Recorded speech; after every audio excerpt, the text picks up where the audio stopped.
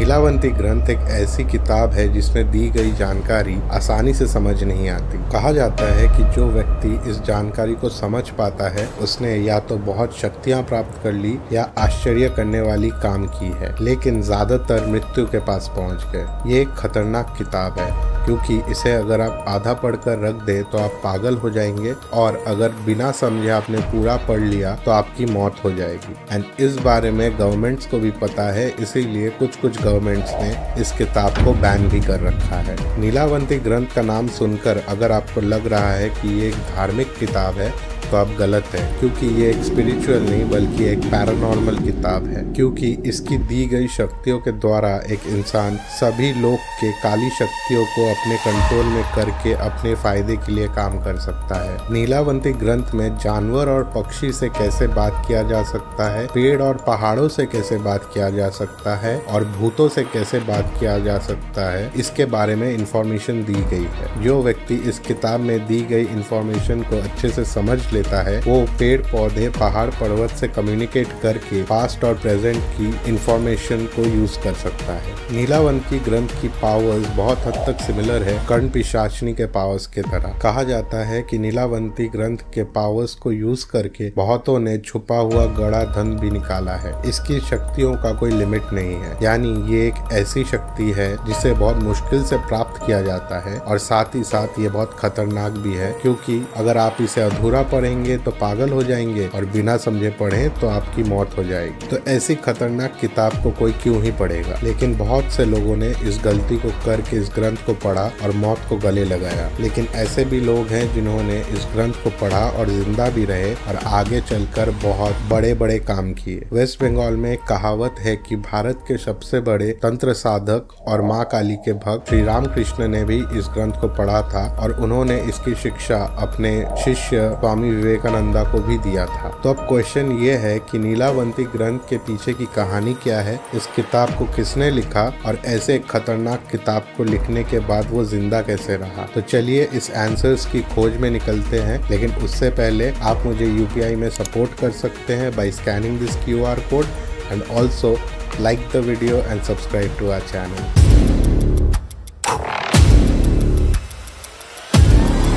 दुनिया की सभी ग्रंथों को लेकर अगर आप सोचें तो आप पाएंगे कि दुनिया की हर एक ग्रंथ लिखी गई है इंसानों के द्वारा, यानी भगवान से दिए गए जानकारी को इंसान लिखकर एक ग्रंथ बनाता है। लेकिन नीलावंती ग्रंथ कोई धार्मिक किताब नहीं है और इसे कोई इंसान नहीं बल्कि एक यक्षिनी ने लिखा है। तो चलिए आज नीलावंती ग्रंथ की ओरिजिन स्टोरी जानते हैं। कहा जाता है 100-150 साल पहले उत्तर प्रदेश में एक किसान के घर एक बेटी पैदा हुई थी, और ये बच्ची दूसरे बच्चों से अलग थी। बाकी बच्चे खिलौने के साथ खेलते थे, एक दूसरे के साथ खेलते थे, लेकिन ये लड़की जिसका नाम नीलावंती था उसे खिलौनों या बाकी बच्चों में कोई इंटरेस्ट नहीं था। वो चींटियां, छोटे जानवर और पक्षियों के साथ खेलती थी। जो भी उसे देखता था वो आश्चर्य में पड़ जाता था कि कैसे जहरीले जानवर जैसे सांप बिच्छू के साथ वो खेलती थी, लेकिन कभी भी ये जानवर उसे हार्म नहीं करते थे। हर रोज पक्षियां, छोटे जानवर उसके साथ खेलने के लिए आते थे और उसकी बातें भी मानते थे। बचपन में अक्सर बच्चे ऐसा करते हैं, इसीलिए गांव वालों ने भी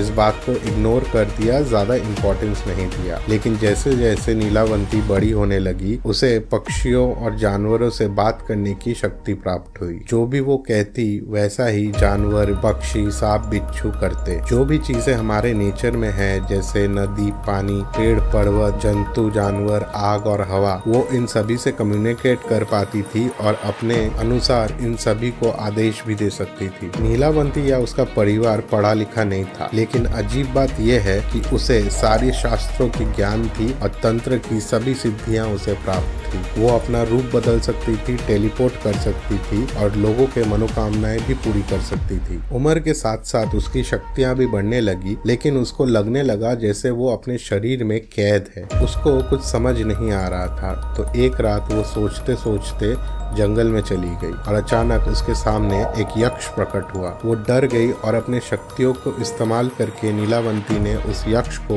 एक पेड़ के अंदर जकड़ दिया। लेकिन वो यक्ष बहुत ही आसानी से नीलावंती की शक्तियों के प्रकोप से बाहर आ गया। ये देखकर नीलावंती और डर गई और आश्चर्य में पड़ गई। तो उस यक्ष ने कहा कि तुम डरो मत, मैं तुम्हें कोई नुकसान पहुंचाने नहीं बल्कि तुम्हें सच बताने आया हूँ। नीलावंती ने कहा कि कैसा सच? तो उस यक्ष ने कहा कि तुम इंसान नहीं बल्कि एक यक्षिणी हो और इसी कारण तुम्हें ये शक्तियाँ प्राप्त है। उस यक्ष ने आगे कहा कि वो और नीलावंती एक दूसरे के प्रेमी थे। बहुत साल पहले नीलावंती ने गलती से एक महान साधु की तपस्या भंग कर दी थी जो महादेव के भक्त थे और वो साधु क्रोध में आकर नीलावंती को श्राप दिए थे कि उसकी मौत हो जाएगी एंड उसका पुनर्जन्म होगा एक इंसान के रूप में। लेकिन साधु का जब क्रोध कम हुआ तो उसने नीलावंती से कहा कि मैं इस श्राप को तो वापस नहीं ले सकता, लेकिन तुम्हें इस श्राप से निकलने का एक उपाय बता सकता हूँ। और उपाय ये था कि नीलावंती को इंसान रूप में साधु की भंग तपस्या को पूरा करना होगा और महादेव को प्रसन्न करना होगा और इसे करने के लिए उसे इंसान रूप में भी यक्षिणी की सारी शक्तियाँ प्राप्त रहेंगी। और एक बार जब महादेव प्रसन्न हो जाए उसे इंसानों के भलाई के लिए ग्रंथ लिखना होगा जिसमें नीलावंती वो सारे तरीके लिखेंगी जिससे एक इंसान ये सारी शक्तियों को प्राप्त कर सकता है। तो इस कहानी को पूरा सुनने के बाद नीलावंती तुरंत ग्रंथ लिखना शुरू की और एक ही रात में उसने पूरी ग्रंथ लिख डाली एंड ठीक उसके बाद ही वो एक पेड़ के नीचे तपस्या में बैठ गई महादेव को प्रसन्न करने के लिए। कुछ साल की कड़ी तपस्या के बाद महादेव उससे प्रसन्न हुए और उसे इंसान रूप से मुक्ति मिली और वो वापस एक यक्षिणी बन गई। लेकिन नीलावंती को पता था कि ये सारी शक्तियाँ अगर गलत हाथों में पड़ गई तो अनर्थ हो जाएगा। तो इसीलिए उसने इस ग्रंथ को ऐसे लिखा ताकि सिर्फ एक महान और सिद्ध इंसान ही इसे पढ़ के इसकी शक्तियों का लाभ उठा पाए। महादेव तो भोले हैं, जल्दी प्रसन्न हो जाते हैं, लेकिन वो अपनी भक्तों का अपमान कभी नहीं सहते। और ऐसी ही एक कहानी है काकभूषुंडी की जिसे महादेव ने श्राप दिया था। जानने के लिए ये वाली वीडियो देखें एंड आप मुझे UPI में सपोर्ट कर सकते हैं by scanning this QR code. So this is Soham, until next time.